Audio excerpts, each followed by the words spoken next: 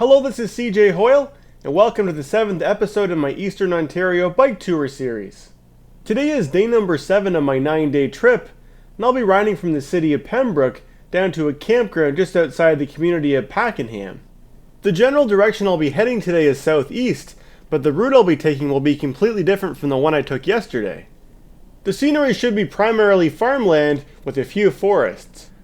After making a brief stop in the community of Renfrew for some lunch, I'll continue down and across the Madawaska River before I eventually reach the community of Pakenham. So today is Friday, September 6th, 2019, and I woke up at my campsite at Riverside Park at around 7 a.m. The sky is looking very gray and cloudy this morning, and the weather forecast is predicting a 40% chance of rain today. After eating my usual campsite overnight oats breakfast, I had everything packed up and was on the road by 8:30 a.m.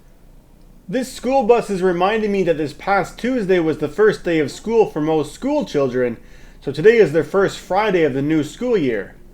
On my way out of town, I'm crossing over the Muskrat River, which flows through the city of Pembroke and empties into the Ottawa River. I've now ridden beyond the city limits of Pembroke and entered the township of Laurentian Valley. Where I started today is the furthest north I'll be traveling on this trip, and this morning I've been spotting a few early glimpses of the fall colors. The temperature this morning is about 14 degrees Celsius, and there's relatively no wind so far. As I was enjoying coming down this nice steep hill, I could feel a few light raindrops falling, but they seem to have stopped already. The roads I've been riding on this morning have seemed to be quite a bit more hilly than what I was seeing on previous days of this trip. I've now crossed into the next township, which is called Admaston Bromley, and it has a population of less than 3,000 people.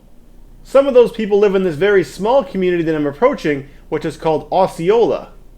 After spending quite a bit of time riding on very quiet roads, I had a short stretch on this slightly busier road, but on this Friday morning the traffic is still very light, and I'm really enjoying this scenery. In advance of my bike trips, I always spend quite a bit of time carefully planning out the perfect route for each day. One of the tools that I use for doing this is Google Street View, which allows me to scope out many different road options to determine which ones will be the most quiet. All of my pre-planned routes get loaded into my Garmin GPS unit, and I get to wake up each morning knowing that I'll have a safe and enjoyable route to ride. The water I'm crossing over here is the Bonnechere River, which flows from up in Algonquin Park and empties into the Ottawa River. The crop that you can see over on my right is soybeans, which has already turned a golden yellow color and should be ready for harvest pretty soon. I've been seeing a lot of soybeans and cornfields on this trip, but this crop growing here is something I've never seen growing in a field before.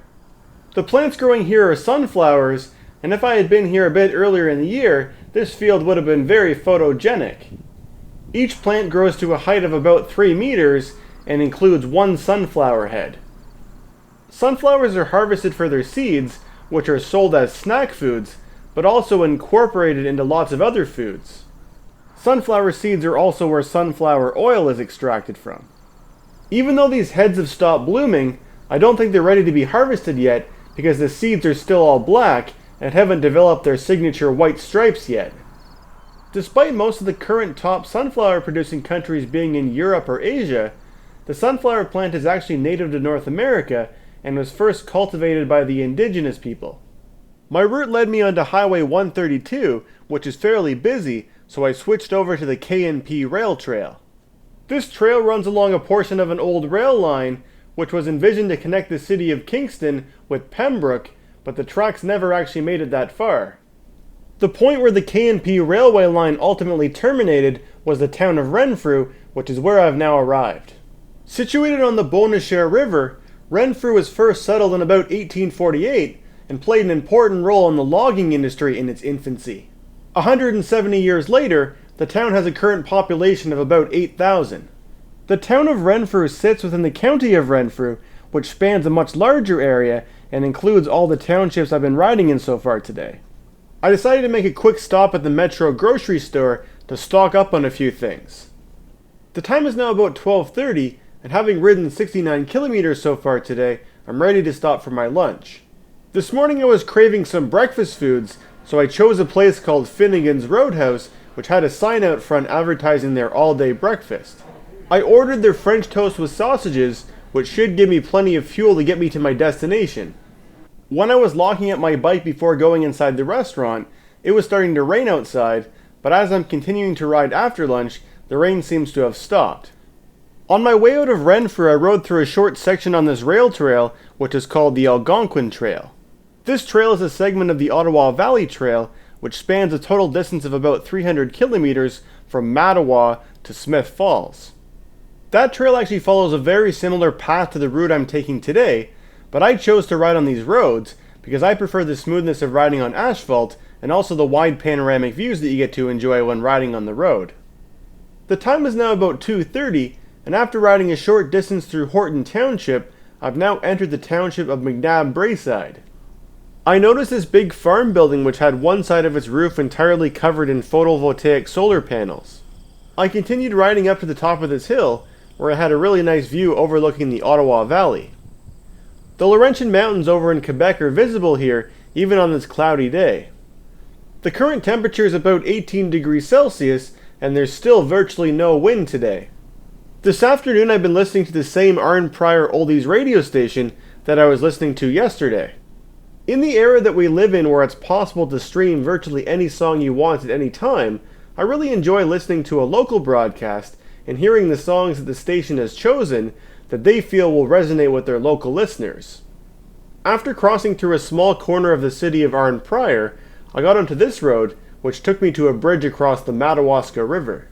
This river flows approximately 230 kilometers, starting from Algonquin Park and emptying into the Ottawa River in the city of Arn Pryor. One of the reasons that the river is so wide here is that the Arn Pryor hydroelectric generating station sits downstream from here. There are actually 5 hydroelectric generating stations on the Madawaska, and they have a total nameplate capacity of 614 megawatts. The word Madawaska comes from an Algonquin indigenous word which means people of the shadows. As I started climbing up this hill, I could feel a few raindrops starting to hit me. After spending the last 24 hours or so in the county of Renfrew, I've now entered Leonard County, which bills itself as the maple syrup capital of Ontario. The new township I've now entered is called Mississippi Mills. The rain that I felt earlier has definitely picked up, but it doesn't seem to be heavy enough that I need to seal away my camera or my radio, neither of which are water resistant. I'm now entering the community of Pakenham, which was named in honor of a British Army officer who was killed in the Battle of New Orleans. Completed in 1893, this building is the St. Peter Celestine Roman Catholic Church. Pakenham is situated on Ontario's Mississippi River, and the earliest settlers arrived in 1823.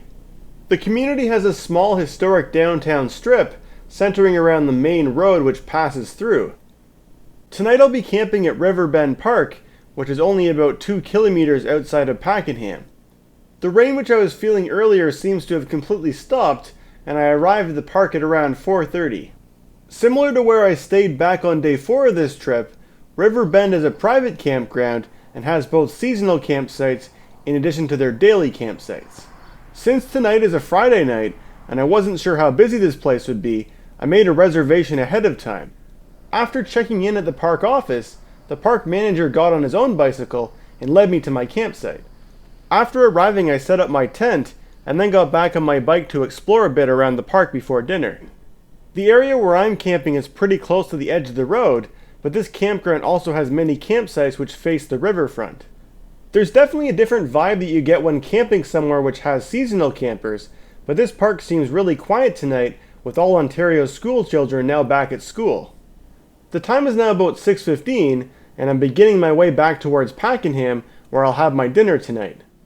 Just outside of the community, this bridge carries the Ottawa Valley Recreational Trail, which I decided to go and check out. This is the same trail that I rode on earlier this afternoon as I was leaving the town of Renfrew.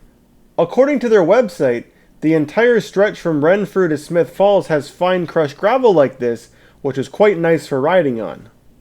The trail follows the path of an old branch of the Canadian Pacific Railway line. This bridge here spans the Mississippi River, which has no relation to the much larger Mississippi River in the USA. This Mississippi River flows a total distance of about 200 kilometers before emptying into the Ottawa River in the community of Galetta. To get back across to the west side of the river, I took the road, which has a beautiful historic road bridge. Built in 1901 from locally quarried stone, this 5-span stone arch bridge is one of the 7 wonders of Leonard County and believed to be the only one of its kind in all of North America. Since the bridge was designed and built in a time long before automobiles were common, the bridge required a significant renovation in 1984, but it's great we're able to continue using it nearly 120 years later. So the bridge led me across the river and right back into the community of Pakenham. At around 6:45 I arrived at Centennial Restaurant, where I'll be eating my dinner this evening. Even though I had something similar 2 nights ago, the item that jumped out at me from the menu was their donair sub. I found it a bit messy to eat, but it was still delicious. Since I was still a bit hungry, I decided to order an ice cream sundae from their menu, which the restaurant staff told me nobody had ever ordered before, but they still managed to figure out how to make one, and it was a nice treat to finish off my day of riding. While I was eating, it started raining outside, so after a rainy ride back to the campground, I had a shower and climbed inside my sleeping bag for an early night. So including my exploration of Pakenham this evening, I rode my bike a total of 131 kilometers today. Stay tuned for the next episode in my Eastern Ontario bike tour series, where tomorrow on day 8 I'll be riding south from here down to the Jones Falls Lock Station on the Rideau Canal. I hope you enjoyed joining me for day number 7 of my trip. If you watched all the way to the end of this video, I'd love to hear your thoughts, so please leave a comment below, and thanks for watching.